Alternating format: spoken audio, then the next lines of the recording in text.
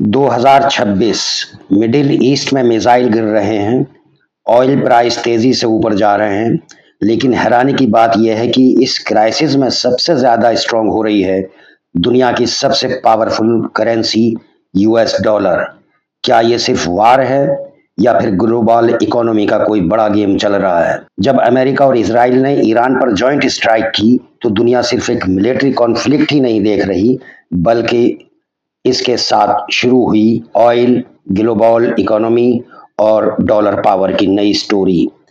आज का बड़ा सवाल है, क्या मिडिल ईस्ट का ये कॉन्फ्लिक्ट यूएस डॉलर को और स्ट्रांग बना रहा है?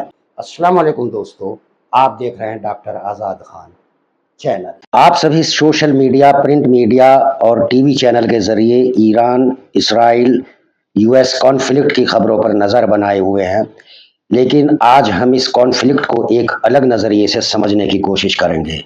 तो आज की इस वीडियो में हम समझेंगे ईरान, इसराइल और अमेरिका के इस कॉन्फ्लिक्ट का ग्लोबल इकोनॉमी और यूएस डॉलर पर क्या असर पड़ सकता है।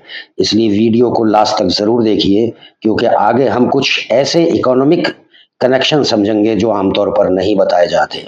War and global uncertainty. जैसे ही ग्लोबल अनसर्टेनिटी बढ़ती है, इन्वेस्टर्स अपने पैसे को एक सेफ प्लेस पर मूव करते हैं। इकोनॉमिक्स की लैंग्वेज में इसे कहते हैं सेफ हेवन एसेट्स। और हिस्ट्री बताती है, जब भी दुनिया में क्राइसिस आता है तो इन्वेस्टर जिस करेंसी की तरफ सबसे पहले जाते हैं वो है US dollar. Petro dollar system. अब यहाँ समझने वाली सबसे इंपॉर्टेंट चीज है पेट्रो डॉलर सिस्टम। दुनिया भर में ऑयल की प्राइसिंग लगभग पूरी तरह यूएस डॉलर में होती है। मतलब अगर किसी कंट्री को ऑयल खरीदना है तो उसे पहले डॉलर चाहिए। अब जब मिडिल ईस्ट में टेंशन बढ़ा तो ऑयल प्राइस भी तेजी से बढ़ने लगे। ब्रेंट क्रूड ऑयल तकरीबन $100 पर बैरल के करीब पहुंच गया। जितना ऑयल एक्सपेंसिव होगा उतने ही ज़्यादा दुनिया को डॉलर की ज़रूरत होगी, और यही रीज़न है कि इस क्राइसिस के दौरान डॉलर डिमांड में और स्ट्रॉन्ग होगा। इन्फ्लेशन का रिस्क। लेकिन इस स्टोरी का दूसरा साइड भी है। एक्सपेंसिव ऑयल सिर्फ डॉलर को स्ट्रॉन्ग नहीं करता, बल्कि पूरी दुनिया में इन्फ्लेशन यानी महंगाई भी बढ़ाता है। जब एनर्जी एक्सपेंसिव होती है तो ट्रांसपोर्ट, फैक्ट्रीज और डेली प्रोडक्ट्स की प्राइस भी बढ़ जाती है। ऐसी सिचुएशन में यूएस फेडरल रिजर्व के सामने एक डिफिकल्ट डिसीजन होता है, एक मुश्किल फैसला होता है।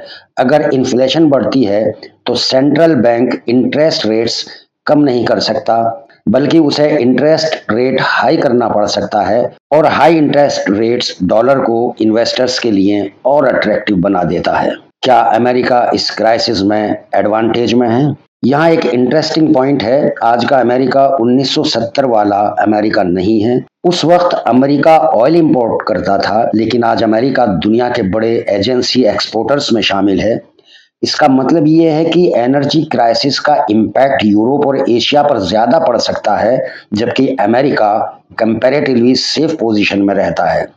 इसी वजह से कई एक्सपर्ट्स मानते हैं कि ऐसी ग्लोबल क्राइसिस में यूएस डॉलर और स्ट्रांग हो सकता है। स्ट्रेट ऑफ हॉर्मूज का रिस्क। लेकिन सबसे बड़ा रिस्क अभी भी बना हुआ है। दुनिया के लगभग 20% ग्लोबल ऑयल सप्लाई एक नैरो सी रूट से गुजरती है। इस रूट का नाम है स्ट्रेट ऑफ हॉर्मूज।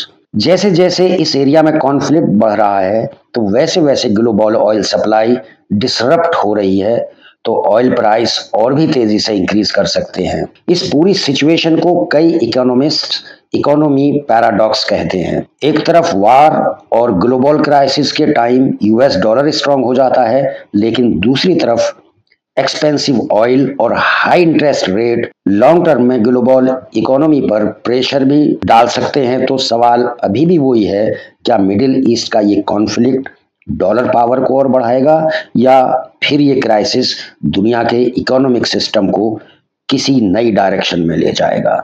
दोस्तों, एनालिसिस पसंद आई हो तो वीडियो को लाइक, शेयर और चैनल को सब्सक्राइब करें। शुक्रिया।